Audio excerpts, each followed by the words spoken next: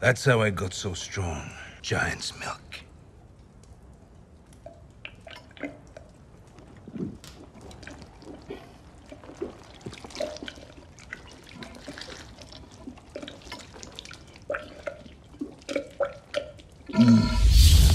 Yo, what's going on guys, and welcome back. We hope you're having a wonderful day so far, and after watching this video we hope that it gets even better. So get comfortable, grab that popcorn and smash the like button if you're a fan of Game of Thrones, and get ready for something that you probably haven't seen before.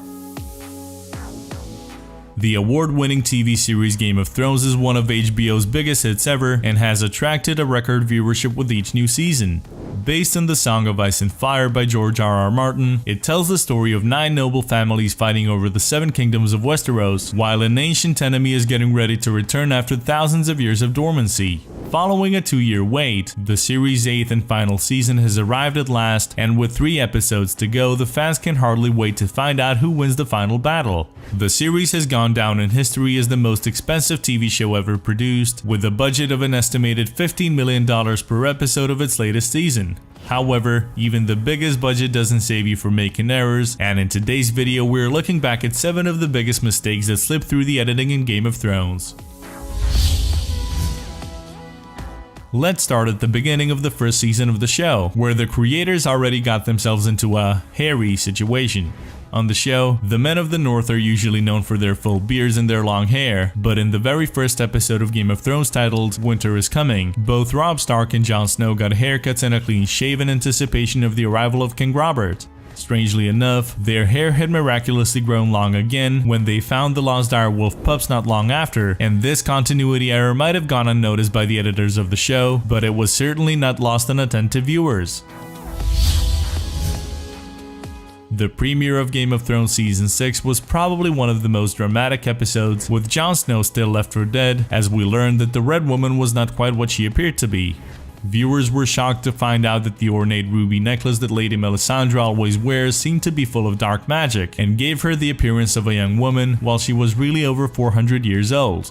But as shocking as this was, it was even more shocking to some that we had already seen the Red Woman without jewelry before, only back then, she hadn't revealed her real self. When Lady Melisandre was talking to Selyse Baratheon while taking a bath in Season 4, she wasn't wearing her ruby necklace, yet she still appeared as a young woman, which has led to several theories. Some viewers have speculated that Melisandre's whole appearance is simply perception, while others wonder if perhaps only she can see herself in her real form. Blue one. No, not that one. You don't even want to touch that one. But since the show's creators have not commented on the issue to this day, it seems most likely that this is a continuity error that they simply missed. Next up is a mistake that could easily have been avoided if the show had used some fact checkers. Back in Season 1, as Khal Drogo prepared to give Viserys Targaryen his golden crown, many viewers were surprised as to how quickly the gold melts. In the episode, it took just a few seconds for the golden medallions to change from solid to liquid, when it should have taken a lot longer.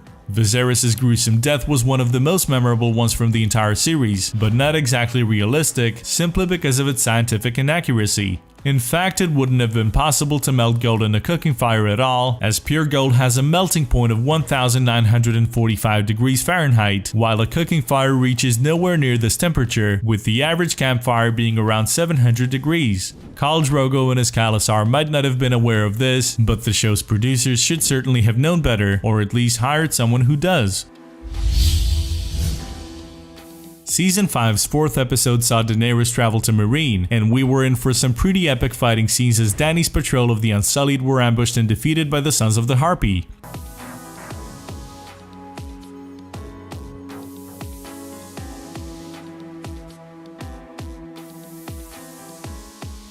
The episode marked the last appearance of actor Ian McElhinney, whose character, Sir Barristan Selmy, died in the battle. You probably remember the scene where the Unsullied, led by Barristan and Grey Worm, took the Sons of the Harpy in the bowels of Meereen, where Barristan was eventually killed, while Grey Worm barely escaped alive. Towards the end of the episode, both men were shown collapsing in a room filled with the bodies of dead fighters of both sides, but just a moment later as the camera panned out, several of the bodies had vanished or somehow dissolved into thin air. In the first season, Lady Catelyn's sister Lysa accuses Tyrion of being an accomplice in her husband's murder and consigns him to the Aerys dungeons, the Sky Cells, which are prison cells with an open wall and slanted floors that slope down to a precipice. About the gold. Now gold. Now go. Listen to me. These cells also have skylights that have been subject to a lot of discussions among viewers, as many have not only pointed to the fact that having skylights in a cell where an entire wall is missing and one is exposed to the elements is pretty ridiculous, but also to the fact that nothing else about these skylights makes sense either. As the camera pans out, the skylights seem to vanish, and a wider shot also reveals that even if the skylights were still there would be no way for the light to shine through, since Tyrion's cell is neither on the outer wall nor on the top floor of the building, meaning it's impossible for any light to shine through his cell because the cell above his doesn't have holes in the floor that would explain light coming in through the skylights, so it seems like someone wasn't paying attention in the editing department. In the 9th and penultimate episode of the 6th season, Battle of the Bastards, Jon Snow and Ramsay Bolton face off in a battle for control of Winterfell, and while Jon's force, mostly composed of wildlings, is defeated by the Bolton army, the latter is overcome when Sansa and Littlefinger arrive with the Knights of the Vale. The battle contains some of the greatest fighting scenes of the entire show and culminates in Ramsay's defeat and capture.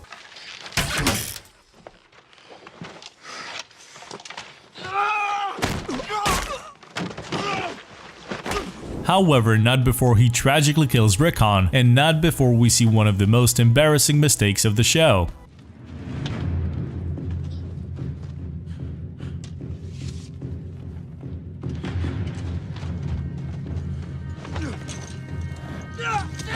As Ramsay pulls back his bow and arrow and aims to shoot down Rickon, Jon Snow races to save the youngest of the Stark children, but when he leaps onto his horse, you can see that his sword is just a floppy prop sword made of rubber. While most eyes were obviously on Kit Harington in this scene, some fans noticed the rubber sword and renamed Jon Snow's Longclaw to Long Noodle. It shouldn't really come as a surprise that the Game of Thrones cast isn't running around on set with real weapons, but are given safer options to wield. Still, the editing team should have probably paid a little bit more attention in this scene, simply because Jon Snow's floppy sword makes Valyrian steel look pretty bad.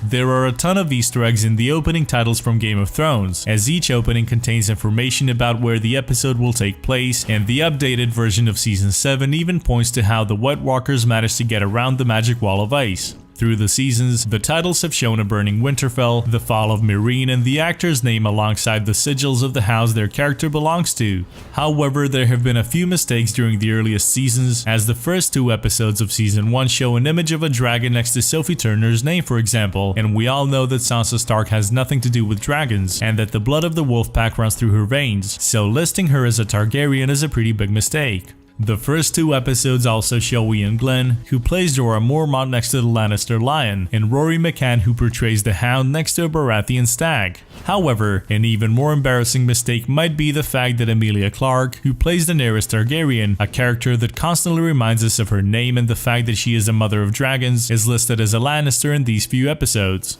Although these mistakes might just be errors that slipped by the editors in the early days and things got a lot more consistent in the following seasons, there was one more blunder in the opening titles of the Season 2 episode The Old Gods and the New, where Jack Gleeson, alias Joffrey Baratheon, who is actually a Lannister of course, is listed next to the Stark Wolf. Looks like the editors still had some catching up to do, or maybe we're in for some really shocking revelations in the final episodes of the series. When I was 12, I milked my eel into a pot of turtle stew. I flogged the one-eyed snake. I skinned my sausage. I made the bald man cry. Thank you for checking this video out, and don't forget to smash that like button and also subscribe for new videos every day. Turn that bell notification on and comment down below that you subscribed, and we'll make sure to reply and thank as many of you as we possibly can. Once again, thank you for watching and see you next time.